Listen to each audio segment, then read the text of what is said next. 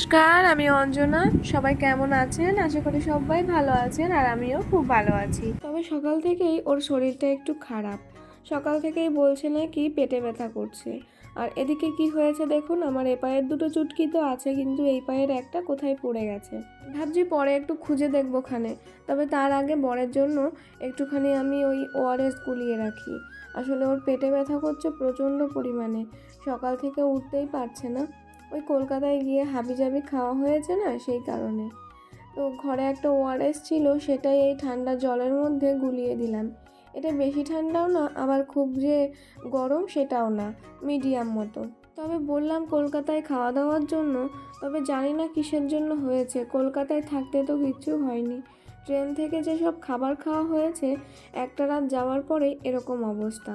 আমার মনে হচ্ছে ট্রেনের খাবার খেয়েই এই অবস্থা। এই দেখুন, এখন আমার রান্না করতে হবে। ওর জন্য ওআরএসটা গুলিয়ে এসে দেখি কি রান্না করব। এই 3টে লেবু আমাদের ওই বাড়ির গাছ থেকে পেড়ে দিয়েছে দাদু।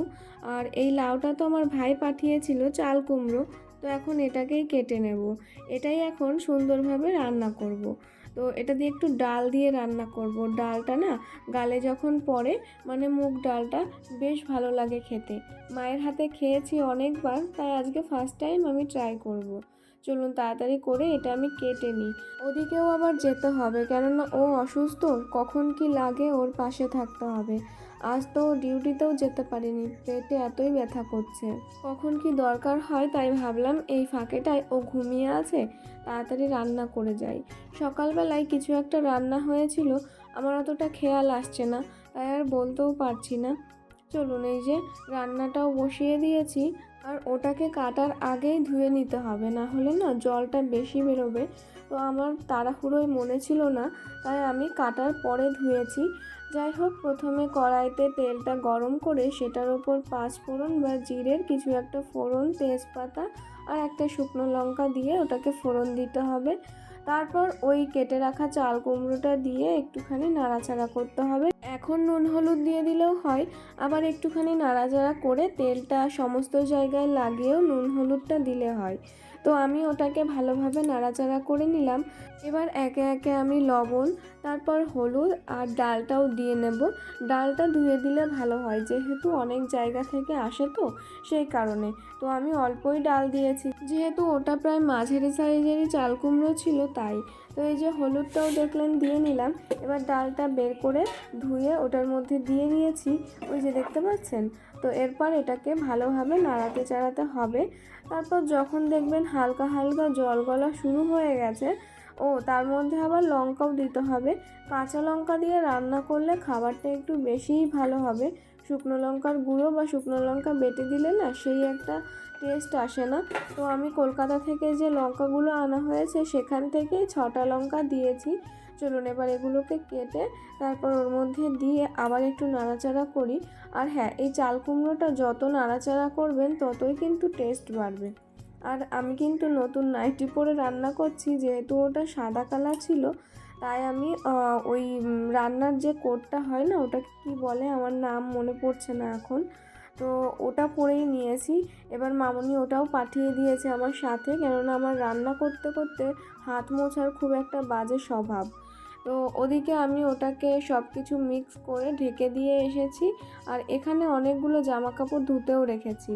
দেখুন, ও এখন বলছে ওর পেটটা একটুখানি ভালো লাগছে, তাই বললো একটা লেবু কেটে দিতে। একটা লেবুই কেটেছি, 3জন মানুষ 4 পিস খেয়ে নেব। তো আমি তো লেবু মাখা সেভাবে মাখা খেতে ভালোবাসি, তবে আমার এমনিটা খেতেও ভালো লাগে। তো আমি এমনি খেয়েছি, ওরা 2জন মাখা খেয়েছে, শুধু লবণ আর লঙ্কা দিয়ে। তারপর দেখুন, ওটা যখন প্রায় প্রায় হয়ে গেছে, তখন আমি এই বড়িগুলো ভেজে ওটার মধ্যে দিয়ে দিলাম। আর দেখলে হয়তো বুঝতে পারছেন হালকা হালকা ডাল সিদ্ধ হয়ে গেছে, তবে গলে যায়নি। এই ডালটা খাওয়ার সময় যখন মুখে বাঁধবে, একটা আলাদা রকমই টেস্ট লাগে। চলুন, আমার রান্না প্রায় হয়ে গেছে।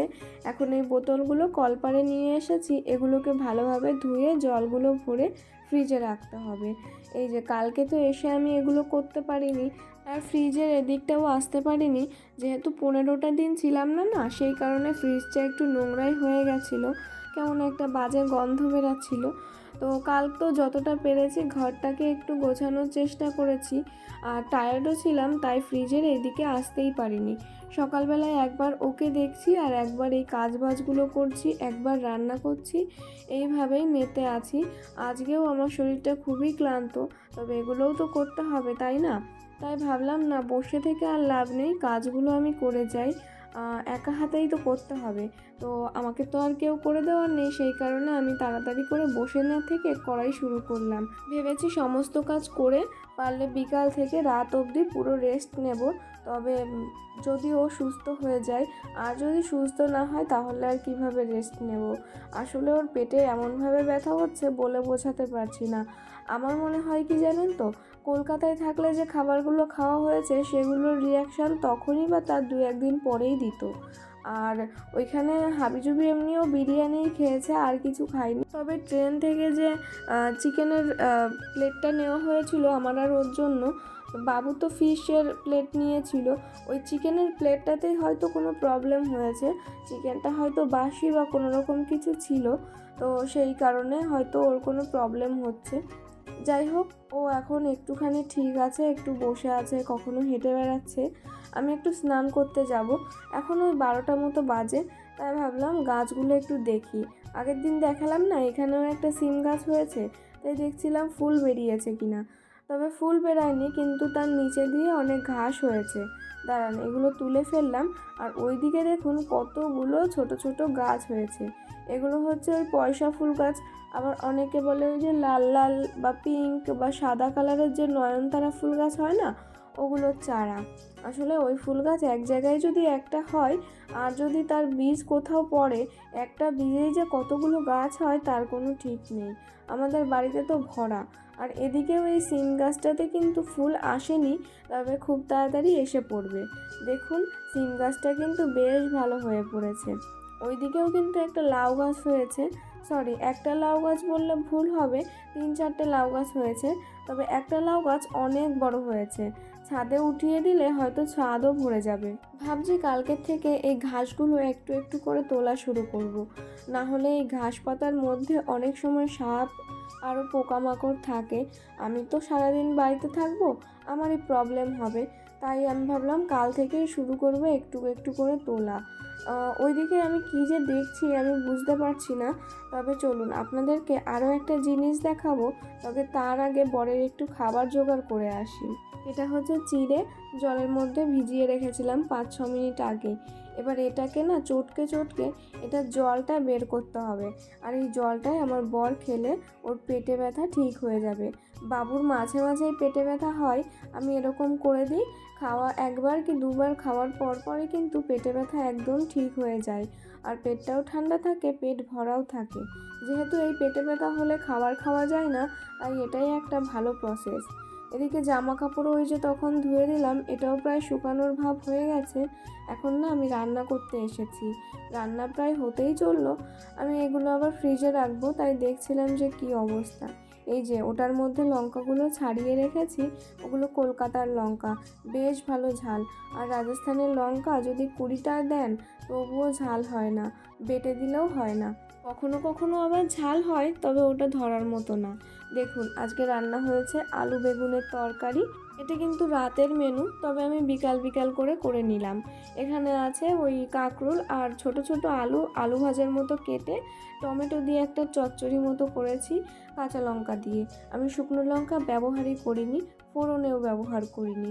আর এখানে রয়েছে গরম গরম ভাত, আর এটার মধ্যে রয়েছে দুধ। কদিন না দুধ এনে এত নষ্ট হচ্ছে কি বলবো। চলুন এবার এগুলোকে ফ্রিজে রেখে আসি। বাইরে এখনও রোদ আছে। হঠাৎ করে মনে পড়লো কিছুদিন আগে না বাজার থেকে মেথি, ছোলা আরও কী কী জিনিস আনা হয়েছিল, তো সেটার মধ্যে ছোলা আর মেথিটা না রয়েছে। মেথিটা অবশ্য এনেছিলাম আমার চুলে দেওয়ার জন্য, তবে এই প্যাকেটটা আমি খুঁজেই পাচ্ছিলাম না। সামনেই ছিল, তবে আমি মনে ছিল না যে ওটার মধ্যেই জিনিসগুলো রয়েছে। হঠাৎ করে মনে হলো দেখি তো এই প্যাকেটটাই কি, সত্যি দেখি এটার মধ্যেই আছে। চলুন এবার ছোলাটাকে বের করে নিয়েছি। মেথিটার পরে কোনো ব্যবস্থা করা যাবে, মানে চুলে লাগাবো। তবে ছোলাটাকে ধুয়ে একটুখানি শোকাবো। রোদ তো সেভাবে বেরাচ্ছে না, মানে ওই পাখার হাওয়াতেই আমাকে শোকাতে হবে। ধুয়ে নিয়ে চলে এসেছি। এবার এই কুলারটার সামনে এইভাবে ঝুড়িতে রেখে দেব। যখন যখন রোদ বেরাবে পারলে রোদে দেব, না হলে এই কুলারের হাওয়াতেই কিন্তু শুকিয়ে যাবে। আর বাইরে দিতেই পারতাম, যেহেতু হালকা রোদ এখনও আছে, তবে মেঘ করেছে, কখন যে আবার বৃষ্টি নেমে পড়বে, যদি আবারও ভিজে যায় সেই ভয়ে আর বাইরে দিলাম না। আসলে এই ছোলাগুলো দিয়ে ছোলার ছাতু বানাবো। এই তো এখানে রেখে দিয়েছি, হাওয়াটা পুরো ছোলাতে এসেই লাগছে। চলুন এইবার সেই জিনিসটা দেখাই। এই যে দেখুন, আমাদের এই জায়গাটা আপনাদেরকে কতদিন দেখায় না। এই তো পাহাড়ের নিচে সেই চাষবাসের জমিগুলো। এখানে কী চাষ হয়েছে জানেন? গমেরই অন্য একটা প্রজাতি। আসলে গম দিয়েও যেরকম আটা তৈরি করে রুটি বানানো হয়, এটা হচ্ছে বাজরা গাছ। এটা দিয়েও এই বাজরা তৈরি হয়, বাজরা দিয়েই কিন্তু আরেক রকমের রুটি বানানো হয়। এই বাজরার রুটি নাকি খেতে প্রচণ্ড স্বাদ। আমি অবশ্য খাইনি। চলুন এবার আমি দুধটা নিয়ে আসি। বিকাল প্রায় 6:30। নিয়েও চলে এসেছি দুধটা। এটাকে আবার ফ্রিজে রেখে আসি। সেরকম এখন কোনো কাজবাজ নেই। এই দেখুন, বললাম কাজবাজ নেই, তবে কাজ আমার বেরিয়ে গেছে। ওর তো পেটে ব্যথা, তাই বললো তরকারি দিয়ে ভাত খাবে না, আলু সিদ্ধ গরম গরম ভাত করে দিতে। তাই ওর হবে সেরকম ভাত আর একটা আলু সিদ্ধ দিয়েছি।